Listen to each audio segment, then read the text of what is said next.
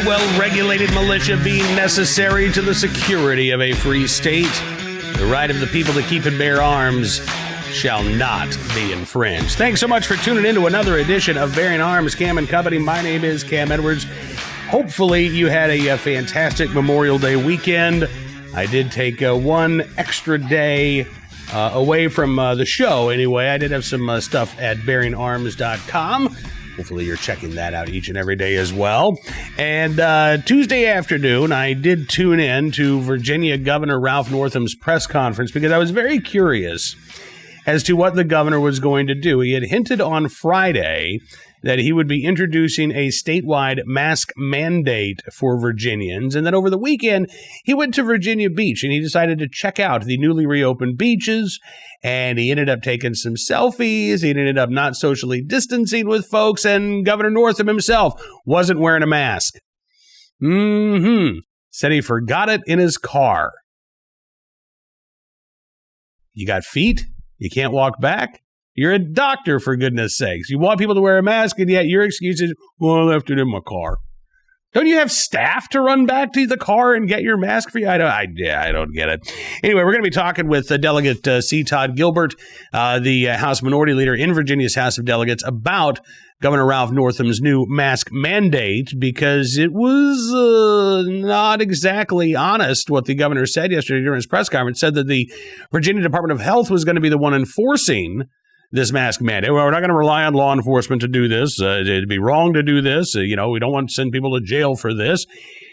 And then, as it turns out, the executive order actually says that violation of the governor's mask mandate is a misdemeanor, that the Virginia Department of Health, by the way, is not going to be the one enforcing. The Virginia Department of Health cannot enforce criminal statutes, which is what this mask mandate is. So, got to tell you, I mean, the governor might have left his mask in the car, but he kept his clown shoes on. That is for damn sure.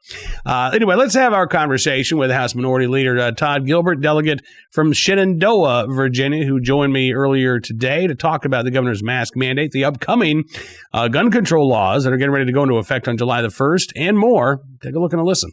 Delegate, thanks so much for coming on the show today, sir. It's good talking with you. You as well. Glad to be here. So let's talk a little bit about Governor Ralph Northam's mask mandate, if we can. The governor announced this yesterday at a press conference, said that he was not going to ask law enforcement to enforce this new order. Instead, he was going to leave it up somehow to the State Department of Health to do so. And yet, when the text of the executive order was released on Tuesday afternoon, it turns out that violation of the governor's mask mandate is a misdemeanor. The health department can't enforce misdemeanors. What is going on here, Delegate? No surprise to any of us who have followed this saga closely. It is yet another in a series of really bad inconsistencies from this governor. He had, at the outset of this, I think as a physician, uniquely positioned to have the moral authority to guide people and have them follow his lead. We on the other side of the aisle were extremely deferential and respectful of his leadership at the outset of this pandemic. But as time has gone on, he has proven his inability to lead either with moral authority or clarity or consistency. And, we're fed up with it. This is yet another in a series of missteps that just seem, very unfortunate and completely avoidable. That aside from the merits, and legalities of the order itself, just the way that it gets rolled out just seems par for the course with this bunch. Unfortunately. And so confusion reigns throughout much of the state, and, not over just how this is going to be enforced, but honestly, how long this is going to last.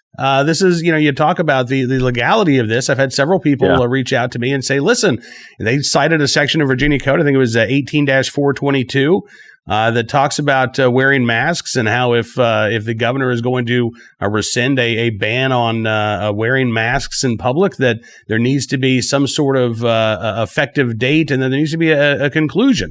This can't just be some sort of open-ended order, which it appears is the case, at least as for now.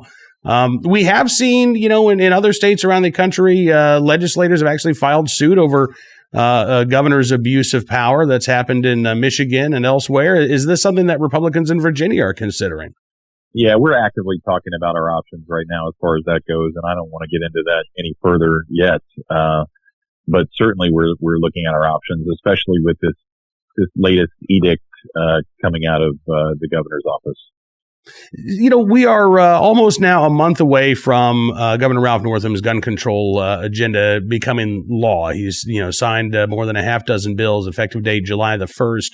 And we also saw, Delegate, the rise of the Second Amendment sanctuary movement in the state of Virginia, where I think over 90 counties or so have declared themselves to be Second Amendment sanctuaries, or they've expressed opposition to the governor's gun control agenda. At a time in which, as you say, the governor's failures in terms of handling this pandemic have been so evident, does that bode well, or I guess depending on what side of the aisle you're on, does that bode ill for the governor's new gun control laws and how they might be enforced around the state? Well, I don't know about enforcement, and certainly they've already done plenty of damage to our Second Amendment rights just this past session. But my takeaway from just what's going on right now and the overreach that we've seen from Democrats in Richmond is that there has been some pushback. We've seen Democrats get swept out of office in some pretty liberal cities in Virginia. One city near me that's a college town that was run by Democrats on their city council. They all got swept out of office because turnout was something like twice as high as it normally is for a local election. And this was a city council that had resisted the Second Amendment sanctuary movement. So gun owners are as aware as they've ever been. They're as fired up as they've ever been. And that may not bode well for the governor and his party come this November and next when the governor's race, he's not up for re-election, but when we pick another governor. But that was going to be my next question, actually, talking about what happened in Staunton, Virginia during the local elections. I mean, that really was, for folks who don't, cover Virginia politics or don't know much about this, as you say, this is a college town. This is a town that went for Barack Obama twice, voted for Hillary Clinton in 2016. Democrats dominated the city council. And as you say, they were swept out. I've had a lot of people who don't live in Virginia ask me, well, why do you still live here? Virginia's lost. It's gone blue forever. I don't think that that's the case. And B, when you've got the type of turnout that we saw in Staunton, when you've got gun owners as energized, listen, I think that this could play a major role in the November elections, both in terms of some of the congressional races around the state and maybe even the top of the ticket, Donald Trump versus Joe Biden. No doubt. And people, I think, fail to realize that so many of these elections are driven not by, who's being persuaded, but by who's showing up. And this is constantly a turnout game. Who is getting their people out to vote and motivating them to vote. And we don't need to motivate anybody right now. They are well motivated by what they're seeing happening in Virginia. I'm sorry it didn't happen sooner. We tried to warn them. I spent countless hours of my life and at great personal expense trying to convince people that this was coming. But hopefully they're awake now and they see that Virginia may change, like you were suggesting, permanently if they don't do something about it. So hopefully they're paying attention, and it looks like they are. Absolutely. All right, back to the pandemic for one last question. What is your advice to Virginians right now as they're listening to the governor, issue these mask mandates, that are open-ended, closing down indoor gun ranges, keeping businesses closed when neighboring states are starting to allow them to open up again? What do you say to Virginians? Well, I would tell them what I would have done if I was in his position, which is use the resources at my disposal. Use what we've learned about this pandemic to be able to give people good advice. I think they would have been much more willing to listen to good advice, even from a Democrat, because he is a physician. If he was leading with the moral authority that he had, perhaps at the beginning of this pandemic, and I would just try to get them to follow the lead. And I think we've arrived at this moment in time where people are not even willing to listen to what objectively may be good public health advice, because of the overreach of this governor and governors just like him around the country, where they are making people do things and shutting down businesses and having criminal penalties assigned to violations. That makes freedom-loving people recoil from and revolt from that sort of mandate and edict. And so I think he could have done much differently as far as leadership in not forcing people to do things, but using what we know about this pandemic and just applying it to our everyday lives to be able to open businesses safely, to be able to interact as safely as possible, to get back to work. His health commissioner said this is going to go on for 2 years. We can't do this for 2 years. We can't do it maybe even for 2 more weeks. So we have to take what we've learned, apply it to our everyday lives, get everything back on track, back to normal as possible, but not do it recklessly. And so we can do it safely, and health and prosperity do not have to be mutually exclusive. We can have both at the same time. Do you think the mask mandate was a mistake? You kind of hinted at that, talking about the sort of cultural opposition that now arises. And I'm somebody, you know this. We've talked about my wife's health before. She has lung cancer. Sure. I do wear a mask when I go out shopping, but I think a mandate's an absolute mistake. I think it gets people's backs up and actually makes it harder to convince people to do the right thing, because now they're being told what to do. And I don't think Americans like that very much. Yeah, absolutely. That's it. And Cam, I'm glad you said it first, because I'm willing to now admit that I wear a mask when I go out in public, when I go into a store. I have a pregnant wife and a young son, and not just that, because I don't know what it necessarily does to protect me. But I do believe that there is some objective benefit, if everybody did it, to protecting each other from one another, from whatever the droplets are that may come out of your mouth when you speak or cough or sneeze. There's probably some efficacy to wearing a mask, but again, the mandates and the edicts and the penalties have just made people just push back, and it's totally understandable, and I'm right there with them. And if I wasn't keen on trying to be consistent about my approach to this, I might have half a mind to revolt myself. But I think, again, we had the opportunity to get people to do objectively the right thing, and maybe do whatever minimal things we can do just to stop the spread. But the more these mandates come out, the less and less people are going to follow that, because they are just not going to be told what to do, not in a free country. And that's completely understandable. So it is having the counter effect of what I think this governor has intended. Delegate Todd Gilbert, House Minority Leader in the Virginia House of Delegates. Thank you, as always, sir, for spending some time with me today. I appreciate it very much. Yes, sir. Thank you, Cam. Take care. I appreciate Delegate Gilbert joining us. Before we get to our armed citizen story and our good deed of the day and our recidivist report, I do just have to climb back on my soapbox for just 1 second, because I do think that Governor Northam here is being such an idiot with this mask mandate. And again, by the way, I should say, thank you to all of the folks who comment on the YouTube channel, and for those of you who email me after listening to the show via Apple Podcasts or your favorite podcast platform. I know I'm going to get some grief for this, for saying, yeah, I wear a mask. I've got it online. It's okay. I can handle it, because I don't wear a mask to please you. I don't wear a mask to upset anybody else. I wear a mask for one simple reason. 4 years ago, Memorial Day weekend, that's when doctors actually found a mass on my wife's lung. And 4 years later, she's still here. She's actually in pretty good shape, considering the fact she's got tumors in both lungs. She's not on oxygen. She's still able to get around. She was in the garden over the past weekend. And I want to make sure that she's here for as long as possible. So no, I don't think when I put on a mask that all of a sudden I'm 100% protected against the coronavirus.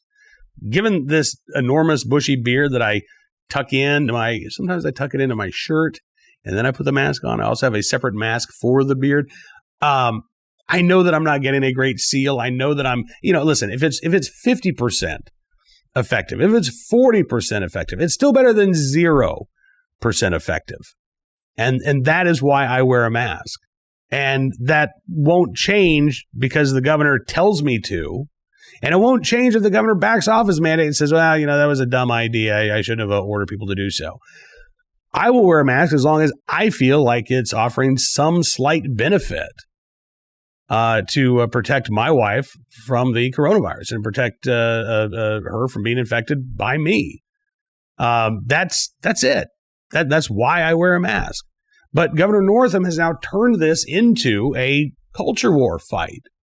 And one, by the way, that he is likely going to lose. It'll be, again, I don't know how the governor plans on enforcing this mandate. I suppose we'll find out when he figures it out.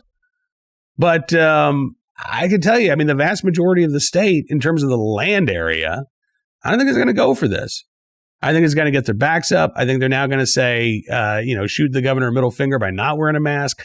Besides which, you've got 3 counties in Virginia right now that don't have any reported coronavirus cases. They've not had a single coronavirus case reported in their counties. Bland County, Bath County, Dickinson County, still COVID-19 free after all these months. You're going to mandate upon threat of a misdemeanor that everybody in those counties has to wear a mask? How do you think that's going to go over? Or in a county with 13 cases out of 20,000 people. Even I could literally just spout off about this for an hour. I think that again, the governor has made a very poor decision. One of several poor decisions that the governor has made. I think it is going to come back and bite him on his rear end. And I think this is perhaps now the appetizer course in civil disobedience in the state of Virginia, with the entree coming on July the 1st when these gun control laws do take effect. All right, let's get to. I haven't had lunch yet. Can you tell? I think that's why I've got the little food references going. Let's get to our dessert course here on today's Bearing Arms Cam and Company. Our armed citizen story, our good deed of the day, our recidivist report. We're going to start there. Yes, it is another case of a individual back behind bars after being released just a short time ago due to coronavirus concerns. Peyton Maddie is 26 years old. He was recently being held in the Snohomish County Jail, according to Q13 in Seattle. He was awaiting a pending trial for vehicular assault for a 2018 crash. In March, a judge released him from jail as concerns for inmate safety grew during the COVID-19 crisis. Peyton Maddie is back behind bars now, once again facing vehicular homicide charges. He was involved reportedly in another accident in Seattle, this time an accident that took the life of 61-year-old David Harder. Happened on May the 20th. Janine Shirazi heard the crash from inside her home. She lives just a few feet away. She said, what we saw was a car that was just right there with the door open, smashed in between the fire hydrant and the bus stop, and a man over here with a bike completely destroyed. 61-year-old was pronounced dead when he arrived at a hospital. Court documents from the King County Prosecutor's Office say the wreck happened after a Seattle police officer tried stopping Peyton Maddie for recklessly driving through a neighborhood. Maddie then left the crash scene, was found 15 minutes later hiding in someone's backyard behind a shed. Investigators believe that Maddie was also under the influence. According to the Snohomish County Prosecuting Attorney Adam Cornell, his office objected to his release on personal recognizance back in March because, quote, it was our office's opinion that he presented a clear and present danger to the community. He's been arrested 30 times, 26 years old, 30 arrests, theft, assault, stolen property. Q13 says it raises questions why someone with a record and a pending trial was released during the pandemic. Yeah, again, they're supposed to be, low-level offenders, nonviolent offenders, people with just a few weeks left on their sentence. Not somebody who was being held behind bars on vehicular homicide charges. But Peyton Maddie got out. Now he's back in. $750,000 bond this time around for Peyton Maddie, so he might remain behind bars for a little while. It's a tragic story. Now on to our armed citizen story. Something that would not have been a headline just a few years ago. Washington, D.C., Popville. More details on Monday morning shooting in Petworth, which is a D.C. neighborhood. Arrest made. Suspect shot by complainant who has a firearms registration certificate and a concealed carry permit. In other words, a legal gun owner, someone who is lawfully carrying concealed in our nation's capital, which again was completely illegal a few years ago. used that firearm in self-defense outside of a D.C. metro station, a subway station. 4th District officers responded to sounds of a gunshot in the 800 block of Randolph Street. Preliminary investigation revealed that the suspect pulled out a gun and threatened the complainant. The complainant, again, legal gun owner, legal concealed carry holder, drew his weapon, fired 2 shots, striking the suspect twice. Suspect taken to the hospital with non-life-threatening wounds, placed under arrest for felony threats while armed, as well as carrying a pistol without a license. The concealed carry holder, at this point, not facing any charges. I would say I doubt he will, but this is Washington, D.C. after all, so I'm 80% sure that this concealed carry holder is going to be fine. But given the anti-gun attitudes prevalent in Washington, D.C., we'll just wait for the official word that this gentleman is not going to be facing any charges. But again, looks to be a clear-cut case of self-defense in our nation's capital.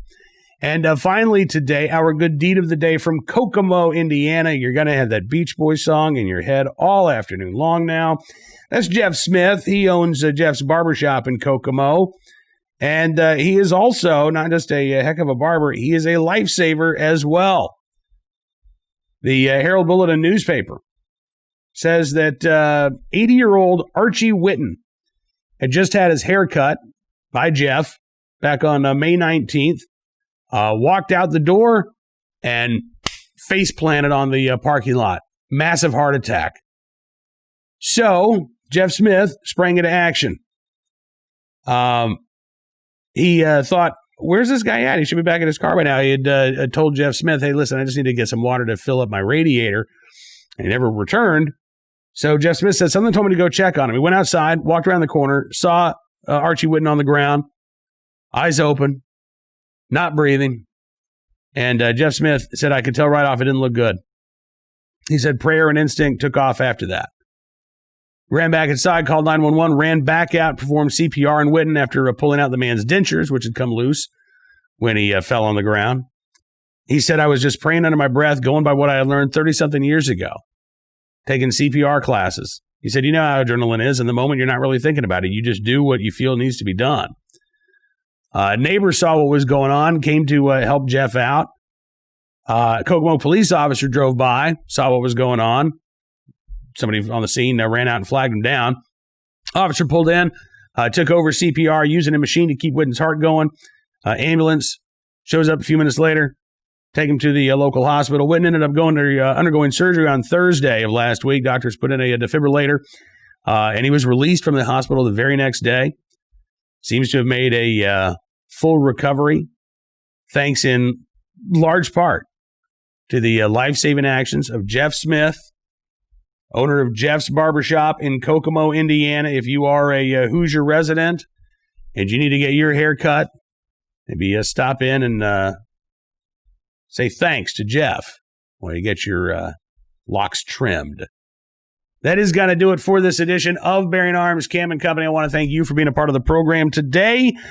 We will be back with more of the latest Second Amendment news and information coming up on tomorrow's program. Also, don't forget, we've got a VIP Gold Chat with Ed Morrissey from Hot Air, Julio Rosas from Town Hall, and myself. Now, by the time you watch this, that Town Hall will have concluded, but the live chat will be available for replay. So if you are a VIP Gold member of Town Hall Media, you can access that and all of the other live chats, as well as exclusive commentary and analysis. You can sign up to become a VIP member or a VIP Gold member at bearingarms.com. You can also subscribe to Town Hall Media on YouTube and the Bearing Arms Cam and Company podcast on Apple Podcasts, and that way you never miss this program. Have a great rest of your Wednesday. Be safe, be well, be free. We'll see you soon with another edition of Bearing Arms Cam and Company.